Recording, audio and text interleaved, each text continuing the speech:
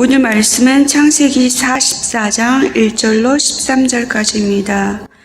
요셉이 그의 집 청지기에게 명하여 이르되 양식을 각자의 자루에 운반할 수 있을 만큼 채우고 각자의 돈을 그 자루에 놓고 또 네 잔 곧 은잔을 그 청년의 자루아기에 놓고 그 양식값 돈도 함께 넣으라 하매 그가 요셉의 명령대로 하고 아침이 밝을 때에 사람들과 그들의 나귀들을 보내리라.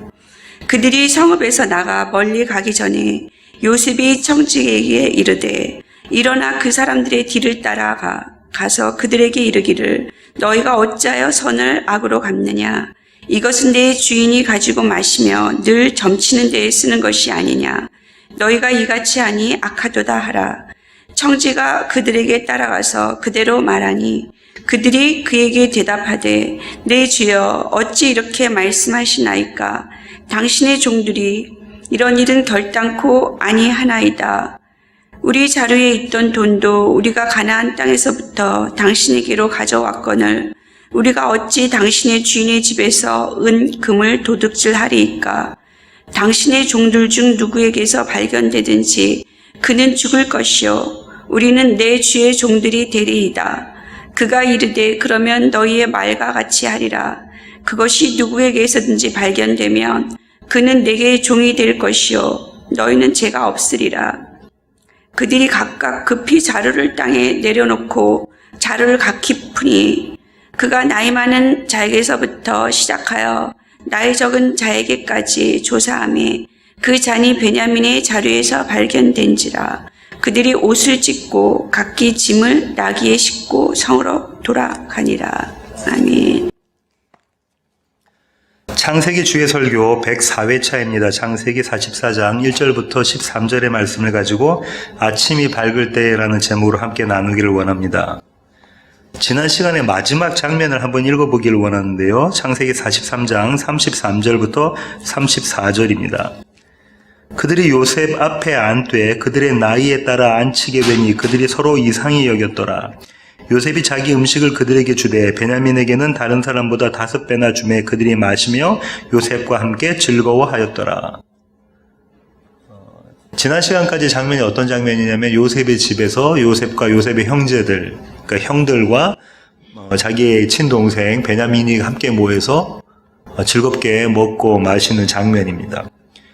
그들은 요셉과 함께 즐거워하였더라 이렇게 끝났죠. 이렇게 이야기가 아름답게 끝났으면 될 텐데 이런 모습 가운데 반전이 있습니다. 어떤 반전이 있냐면 신학자들은 오늘부터 다음 시간까지 할 그 창세기 44장을 어떻게 이름 짓느냐면요. 요셉의 마지막 시험이라고 합니다. 이름을 짓습니다. 왜냐하면 요셉이 그의 형들을 시험하는 마지막 시험이기 때문에 그렇습니다. 요셉은 마치 이 장면에서 두 얼굴을 가진 사나이처럼 등장합니다.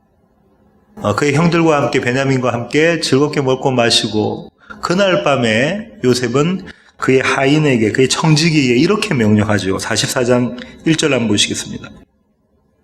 요셉이 그의 집 청지기에 명하여 이르되 양식을 각자의 자루에 운반할 수 있을 만큼 채우고 각자의 돈을 그 자루에 넣고 지금 뭔가의 모종의 그 모함을 준비하고 있습니다. 그죠? 조금 전까지 자기 형제들과 즐겁게 마시고 놀고 그렇게 해놓고 그 밤에 청지기에게 자기 집 청지기에게 이 모함, 이 음모를 지시하게 됐죠. 두 얼굴을 가진 사나이 요셉입니다. 요셉이 이렇게 하는 이유는 요셉의 형제들의 구원의 모습 가운데 예수 그리스도의 모습이 드러나는 것을 보여주기 위한 것입니다. 오늘 본문 그 다음 시간에 할 그 본문에서 그 장면이 나타나는데요.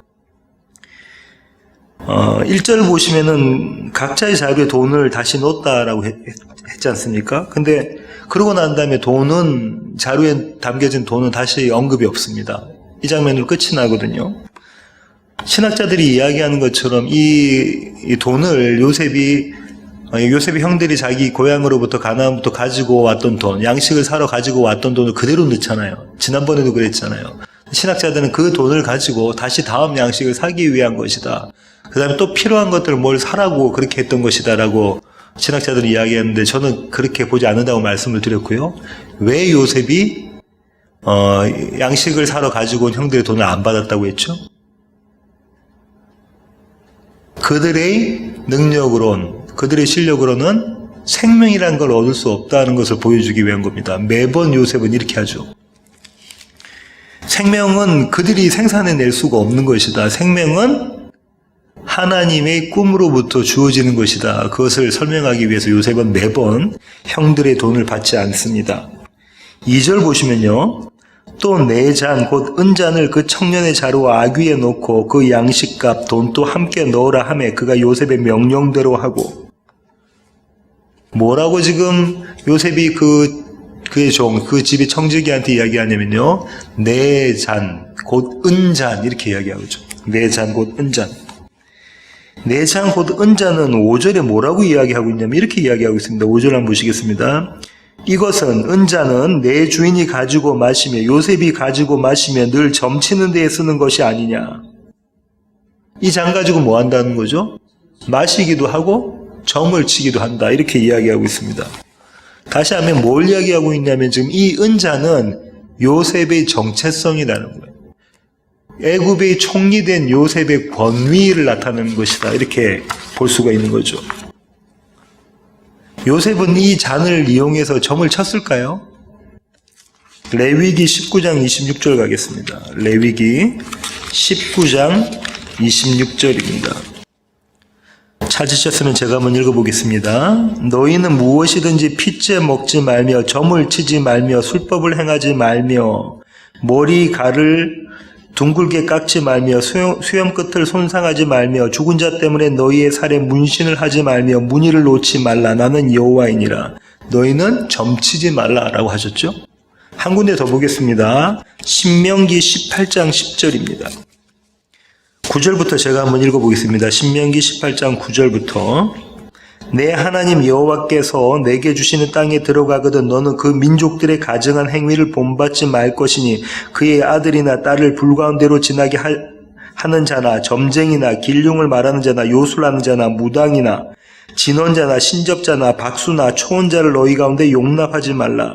이런 일을 행하는 모든 자를 여호와께서 가증히 여기시나니 이런 가증한 일로 말미암아 내 하나님 여호와께서 그들을 내 앞에서 쫓아내시느니라. 점을 치면 하나님께서 그를 가증히 여겨서 하나님 앞에서 쫓아내신다고 하셨잖아요. 그러면 요셉이 이 은장 가지고 점을 쳤을까요? 네, 점을 치지 않았을 겁니다. 점은 뭘 말하는 건가요? 어떤 의미를 가지고 있습니까?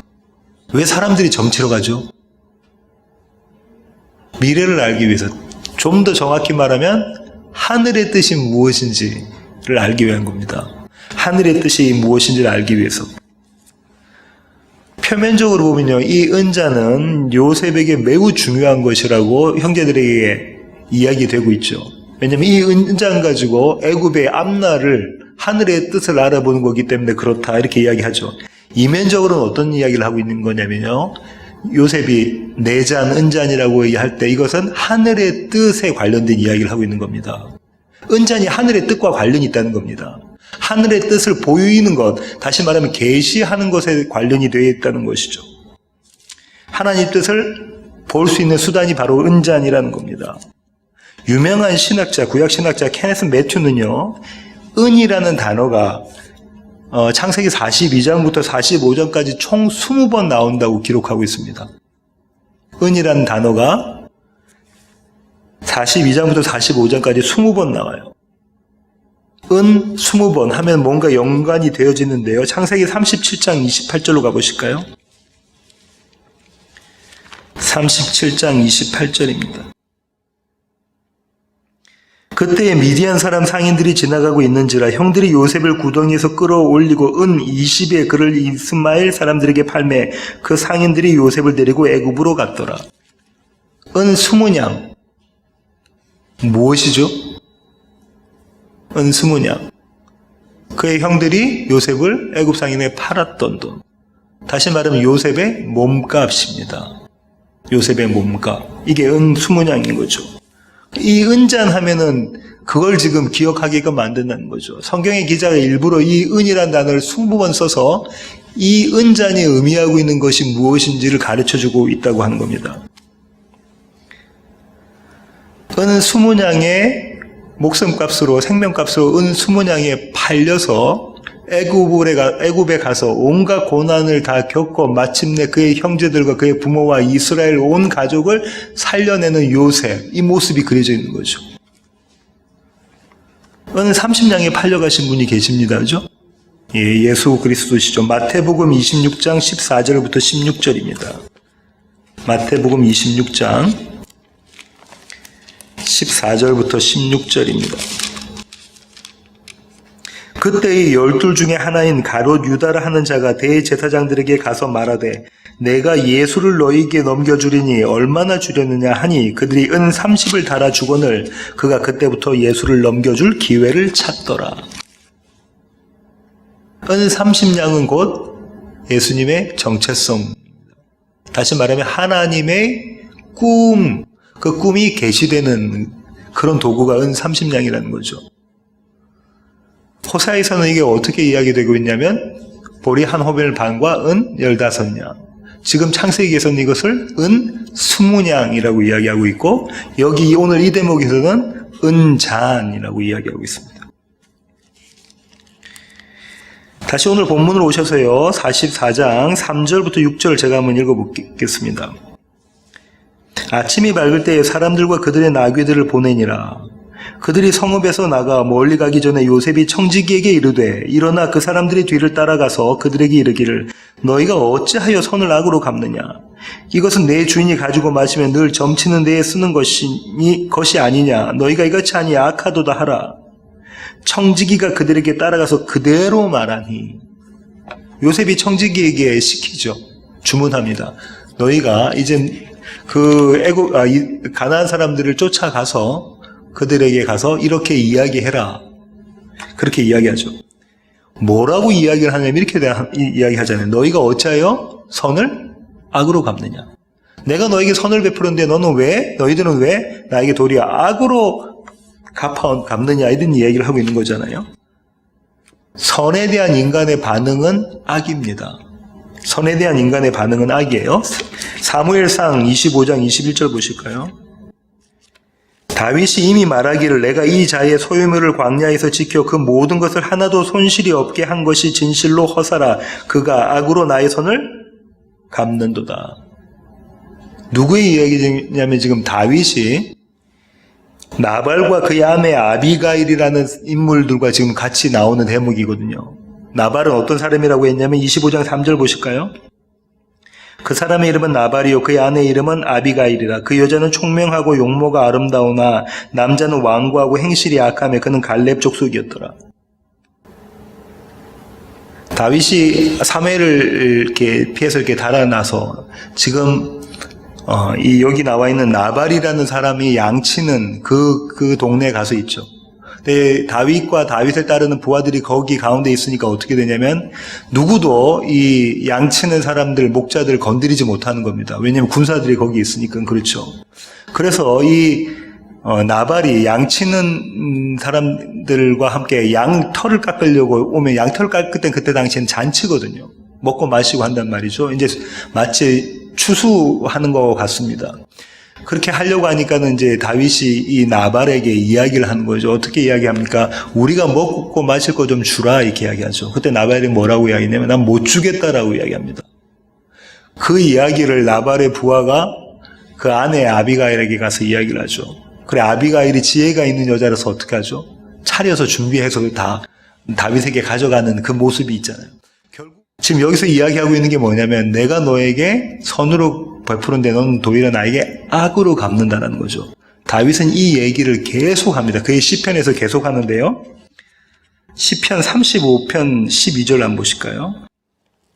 11절부터 한번 보겠습니다. 불의한 증인들이 일어나서 내가 알지 못하는 일로 내게 질문하며 내게 선을 악으로 갚아.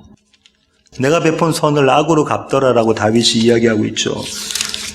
석장 더 넘기셔서요. 38장 20절. 이것도 다윗이신데요. 또 악으로 선을 대신하는 자들이 이제 찾아보지는 않겠습니다만 적어두십시오. 시편 109편 5절. 그것도 다윗의 시인데요. 선을 악으로 갚더라. 예레미야 18장 20절. 선을 악으로 갚는 것. 예레미야 선지자가 하나님의 말씀을 이스라엘에게 전하는데 그 말씀을 듣는 사람들의 반응은 전부 다 악이라는 거죠. 다시 말하면 모든 인간은 선을 악으로 갚는다는 겁니다. 그죠? 선을 악으로 갚는 겁니다. 마태복음 21장 6절부터 11절 보시겠습니다. 예수님께서 예루살렘 입성을 하시는 장면인데요. 제자들이 가서 예수께서 명하신 대로 하여 나귀와 나귀 새끼를 끌고 와서 자기들의 겉옷을 그 위에 얹음에 예수께서 그 위에 타시니 무리의 대다수는 그들의 겉옷을 길에 펴고 다른 이들은 나뭇가지를 베어 길에 펴고 앞에서 가고 뒤에서 따르는 무리가 소리 높여 이르되 호산나 다윗의 자손이여 찬송하리로다 주의 이름으로 오시는 이여 가장 높은 곳에서 호산나 하더라. 예수께서 예루살렘에 들어가시니 온 성이 소동하여 이르되 이는 누구냐 하거늘 무리가 이르되 갈릴리 나사렛에서 나온 선지자 예수라 하니라. 온 성이 소동하다, 이거는 언제 나왔던 이야기죠? 동방박사들이 예수님이 태어나실 때, 그러죠? 예수님이 태어났을 때 헤롯성의 해석궁전에 가서 이야기할 때 온 헤롯궁전 온 성이, 예루살렘 성이 소동하더라 했던 그 모습입니다. 이때는 지금 어떻게 하냐면 모든 이스라엘 백성 유대 사람들이 어떻게 하고 있죠? 예수님을 환영합니다. 예수님이 어떻게 하셨으니까요? 병 고치시고 오병이의 기적 베푸시고 심지어 죽었던 나사로를 살리시니까 정말로 우리가 기대하고 바라던 메시아가 왔구나 하고 환영하고 있는 모습이죠. 예수님이 선을 베푸시니까 선으로 반응하는 것처럼 그렇게 보이는데 사실은 그렇지 않다는 거죠. 그들의 원함대로 되지 않았을 때 어떤 결과가 나오는가 보겠습니다. 마태복음 27장 17절부터입니다. 마태복음 27장 17절부터 26절 보시겠습니다. 그들이 모였을 때에 빌라도가 물어 이르되 너희는 내가 누구를 너희에게 놓아주기를 원하느냐 바라바냐 그리스도라 하는 예수냐 하니 이는 그가 그들의 시기로 예수를 넘겨준 줄 알미더라. 총독이 재판석에 앉았을 때에 그의 아내가 사람을 보내 이르되 저 옳은 사람에게 아무 상관도 하지 마옵소서. 오늘 꿈에 내가 그 사람으로 인하여 애를 많이 태웠나이다 하더라. 대제사장들과 장로들이 무리를 권하여 바라바를 달라 하게 하고 예수를 죽이자 하게 하였더니 총독이 대답하여 이르되 둘 중에 누구를 너희에게 놓아주기를 원하느냐 이르되 바라바로소이다. 빌라도가 이르되 그러면 그리스도로 하는 예수를 내가 어떻게 하랴. 그들이 다 이르되 십자가에 못 박혀야 하겠나이다. 빌라도가 이르되 어찌미냐 무슨 악한 일을 하였느냐. 그들이 더욱 소리질러 이르되 십자가에 못 박혀야 하겠나이다 하는지라. 빌라도가 아무 성과도 없이 도리어 밀란이 나려는 것을 보고 물을 가져다가 무리 앞에서 손을 씻으며 이르되 이 사람의 피에 대하여 나는 무죄하니 너희가 당하라. 백성이 다 대답하여 이르되 그 피를 우리와 우리 자손에게 돌릴지어다 하거늘. 이에 바라바는 그들에게 놓아주고 예수는 채찍질하고 십자가에 못 박히게 넘겨주니라. 이 모습이 선을 악으로 갚는 모습입니다. 지금 마태복음 기자는 뭐라고 고발하고 있냐면요. 무리가 다 하죠. 한 명도 빠짐없이 모두 다 예수가 아니고 바라바를 놓아주라. 예수는 어떻게 할까? 예수는 십자가에 못 박아 죽여라. 이렇게 이야기한 거죠. 선을 악으로 갚는 인간들의 모습입니다. 그런데 하나님은요, 이 선을 악으로 갚지 않으시고요, 오히려 악을 선으로 갚으십니다. 창세기 50장 20절 보실까요? 19절부터 보겠습니다. 요셉이 그들에게 이르되 두려워하지 마소서. 내가 하나님을 대신하리이까. 당신들은 나를 해하려 하였으나 하나님은 그것을 선으로 바꾸사 오늘과 같이 많은 백성의 생명을 구원하게 하시려 하셨나니. 뭐라고요? 하나님께서는 악을 선으로 바꾸셔서 이스라엘을 구원하셨다. 그렇게 말씀하고 계십니다. 악을 선으로 바꾸셨다.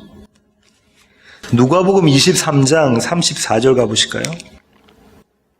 이에 예수께서 이르시되 아버지 저들을 사하여 주옵소서. 자기들이 하는 것을 알지 못함이니이다. 악을 선으로 바꾸시는 모습이다. 그죠? 예수님께서 중보기도 하고 계시네요. 하나님의 백성들, 태초에 창세전에 하나님께서 택하신 자들을 위해서 중보기도하고 계신 장면입니다. 이 중보기도가 이루어지면 어떤 모습인가 한번 보실게요. 선을 악으로 갚은 자들에게 다시 그 악을 선으로 갚으신 하나님의 역사가 이루어지는 장면을 한번 보시겠습니다. 사도행전 2장 36절부터 41절입니다. 그런즉 이스라엘 온 집은 확실히 알지니 너희가 십자가에 못 박은 이 예수를 하나님이 주와 그리스도가 되게 하셨느니라. 지금 베드로가 뭐라고 이야기하고 있냐면 온 예루살렘 백성들아 들으라, 온 이스라엘아 들으라. 너희는 하나님의 선을 악으로 바꿨다라는 거잖아요. 너희가 그분을 십자가에 못 박았다라고 고발하고 있는 장면이지 않습니까? 그들이 이 말을 듣고 마음에 찔려 베드로와 다른 사도들에게 물어 이르되 형제들아 우리가 어찌할꼬 하거늘 베드로가 이르되 너희가 회개하여 각각 예수 그리스도의 이름으로 침례를 받고 죄사함을 받으라.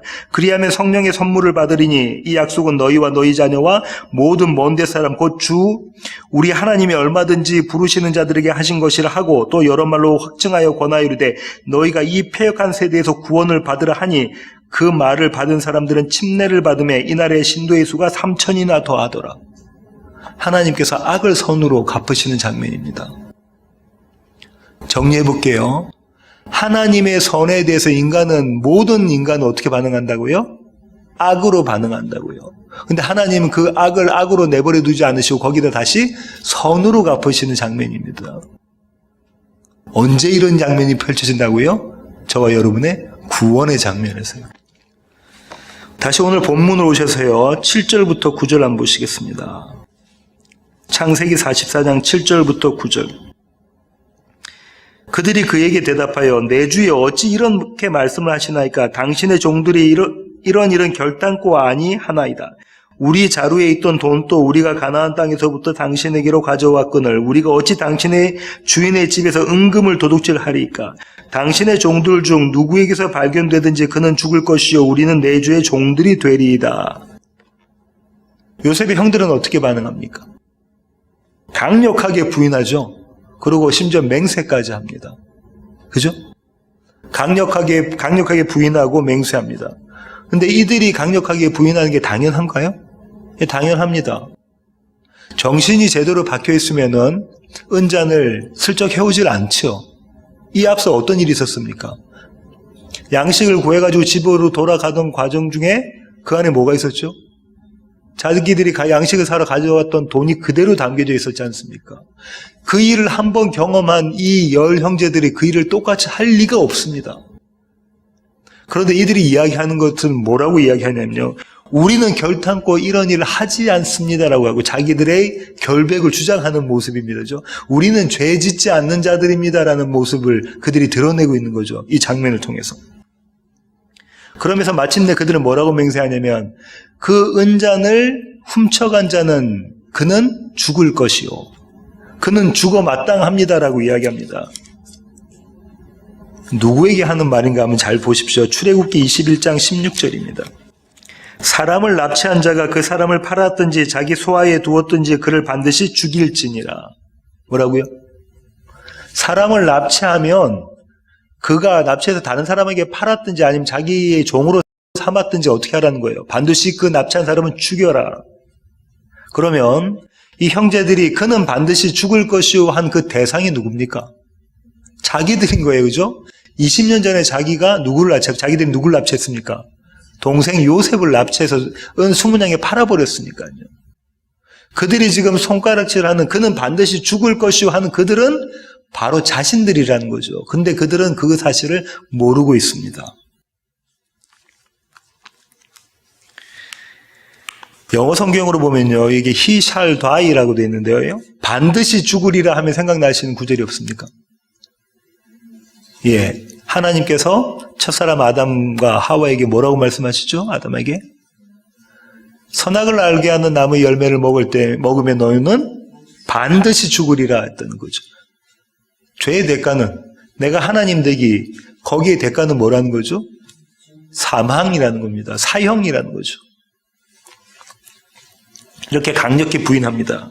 다시 오늘 본문인 창세기 44장으로 가셔서요. 10절 보시겠습니다. 그가 이르되 그러면 너희의 말과 같이 하리라. 그것이 누구에게서 발견되면 누구에게서든지 발견되면 그는 내게 종이 될 것이요 너희는 죄가 없으리라. 그래, 내가 너희의 말과 같이 반드시 그렇게 할게. 근데 너희의 말과 그들의 말과 조금 다릅니다. 어떻게 이야기하냐면 그들은 어떻게 얘기했죠?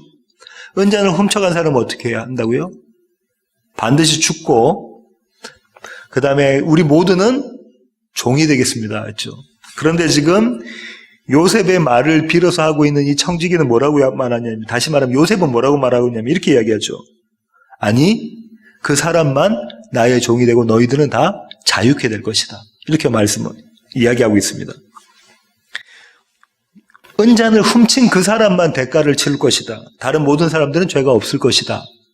이렇게 이야기하고 있죠. 이게 표면적인 의미인데요. 이면적으로는 속뜻은 어떤 거냐면 이런 겁니다. 죄의 대가는 단 한 사람만 지게 할 것이다라는 거예요. 죄의 대가는 단 한 사람만 지게 할 것이다. 다른 사람들은 죄의 대가를 질 수가 없다. 오직 한 사람만이 죄의 대가를 질 수 있다라고 이야기하고 있는 겁니다. 그분이 누구실까요? 예수 그리스도에 대한 의미를 가지고 있죠. 11절부터 12절 보시겠습니다. 형제들이 이렇게 반응하는데요. 그들이 각각 급히 자루를 땅에 내려놓고 자루를 각기 푸니 그가 나이 많은 자에게서부터 시작하여 나이 적은 자에게까지 조사하며 그 잔이 베냐민의 자루에서 발견된지라. 이 창세기 44장은 아주 드라마틱합니다. 극적입니다. 그죠? 처음에 제가 말씀드린 것처럼 43장 마지막에 어떻게 됐었다고요? 요셉과 그의 형제들이 어울려서 먹고 마시고 즐겁게 노는 그 밤에 요셉이 어떻게 했다고요? 자기 집 하인 청지기에게 은장과 돈을 갖다서 은장을 숨겨놔라 하죠. 무언가 트집을 잡으려고 하는 그 일을 하고 있죠.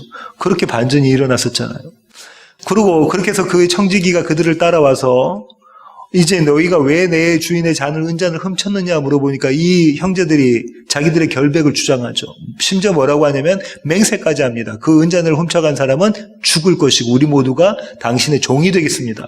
이렇게 맹세까지 하잖아요. 그러고 난 다음에 그래 그럼 그렇게 할게라고 하자마자 이들이 어떻게 합니까? 급하게 자기들의 각자의 자루에 자루를 다 끄집어 내려서 어떻게 하죠? 땅에다 털러 놓는 거잖아요. 풀어 헤치는 거잖아요. 그래, 누구부터 누구 거를 검사합니까? 누구부터 누구 거를 검사하죠? 가장 나이 많은 사람부터. 가장 나이 적은 사람부터 했으면 첫 번에 걸리는 거죠. 그죠? 가장 나이 많은 사람부터 검사를 하기 시작합니다. 근데 가장 나이가 많았던 루벤께 없을 거 아니에요. 시므온, 둘째 시므온도 없을 거 아니에요. 우리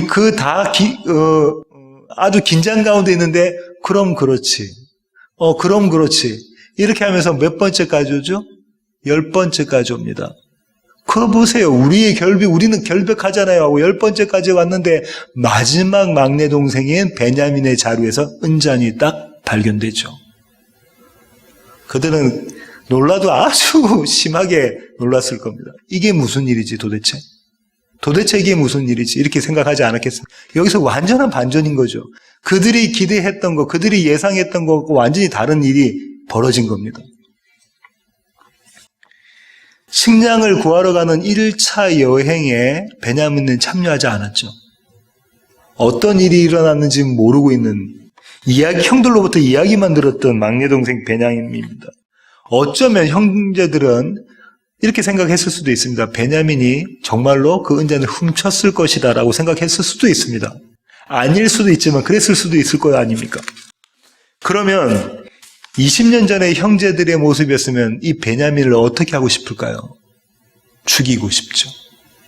이제 너 하나 때문에 우리 모두가 죽게 되었구나. 이제 너 하나 때문에 우리 모두가 애굽에서 종살이하게 생겼구나. 이제 너 하나 때문에 우리가 가족을 다시는 볼 수 없게 되었구나 라고 죽이고 싶은 그런 심정이 아니었겠습니까? 그런데요, 여기서 또다시 반전이 일어납니다. 13절 보실까요? 그들이 옷을 찢고 각기 짐을 나귀에 싣고 성으로 돌아가니라. 옷을 찢는다는 것은요, 극도의 슬픔을 표현하는 방식입니다. 극도의 슬픔을 표현하는 방식인데요. 38장 29절 보실까요? 37장 29절입니다. 루벤이 돌아와 구덩이에 이르러 본즉 거기 요셉이 없는지라 옷을 찢고. 루벤은 어떻게 하려고 했죠? 요셉을 나중에 구해주려고 했죠. 요셉을 죽이자 할 때 어떻게 했죠? 구덩이에 그냥 집어넣자 하고 나중에 돌아와서 요셉을 살려주려고 했던 맏형입니다. 근데 그 요셉이 없어졌어요. 미디안 상인들에게 이미 팔려간 다음이거든요. 그때 극도의 슬픔을 루벤이 어떻게 표현했냐면 옷을 찢고죠. 이 옷을 찢고보다 훨씬 더 심한 모습이 드러나는데요. 33절부터 34절 보실까요? 아버지가 야곱이 그것을 알아보고 이르되 내 아들의 옷이라 악한 짐승이 그를 잡아먹었도다. 요셉이 분명히 찢겼도다 하고 자기 옷을 찢고 굵은 배로 허리를 묶고 오랫동안 그의 아들을 위하여 애통하니 그의 모든 자녀가 위로하되 그가 그 위로를 받지 아니하여 이르되 내가 슬퍼하며 수월로 내려가 아들에게로 가리라 하고 그의 아버지가 그를 위하여 울었더라. 옷을 찢고의 모습이 그대로 드러난 장면이죠. 아버지 야곱이 이스라엘이 자기가 극진히 사랑했던 요셉이 죽었다는 소식을 듣고 옷을 찢는 장면입니다. 그런데 오늘 이 장면이 요셉의 형들, 10명의 형들에게서 발견되는 겁니다. 20년 전 같았으면 저 베냐민 죽일 놈이라고 손가락질 했어야 될 텐데, 달려가서 멱살이도 잡았어야 될 텐데, 지금 요셉의 형들이 어떻게 한다고요? 베냐민을 위해서 옷을 찢는 그림이 그려져 있습니다. 그러고 난 다음에 성으로 돌아가는 모습입니다. 이 성은 애굽을 이야기하고요. 요셉의 집을 이야기합니다. 20년 전에 요셉이 미디안 상인들에게 의해서 끌려가는 그 장면이 지금 똑같이 그들의 형들의 모습 가운데, 그들의 형들의 삶 가운데서 재현되고 있는 거죠. 오늘 설교의 결론을 맺겠습니다. 저희가 오늘 본문에서 주목한 부분이 오늘 본문의 사건이 발생한 시점인데요. 한 3절 한번 보실까요? 창세기 44장 3절입니다. 아침이 밝을 때에 사람들과 그들의 나귀들을 보내니라. 아침이 밝고 나자 이 형제들은 야곱의 아들들은 어떻게 하죠? 기쁜 마음으로, 즐거운 마음으로 만족해 하면서 자기 고향 가나안으로 돌아갑니다. 베냐민도 함께 가고 있고요. 둘째 형 시몬도 그때 같이 그들과 함께 가고 있습니다. 나귀에는 먹을 만한 양식들이 가득 담겨져 있고요.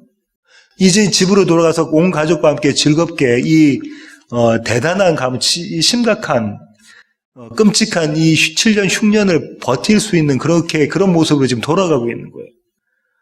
그 전날 밤에는 잔치까지 베풀어졌잖아요. 애굽의 총리가 자기들을 그렇게 극진히 대접을 했잖아요. 더할 나위 없이 행복한 시간 만족해 하면서 지금 고향으로 돌아가고 있습니다. 바로 그때에 이 사건이 벌어집니다. 은잔 사건이요. 모두가 평안하다, 안전하다 할 그때에 이 사건이 발생합니다. 성경 기자는 이 시점을 어떻게 이야기하고 있냐면 이렇게 이야기하고 있죠. 아침이 밝을 때에. 어둠이 지나가고 아침이 밝아올 때. 지난밤에 어둠이 지나가고 이젠 새로운 아침에 빛이 비춰질 때에. 그때에 요셉의 은잔이 그들로부터 발견되어집니다.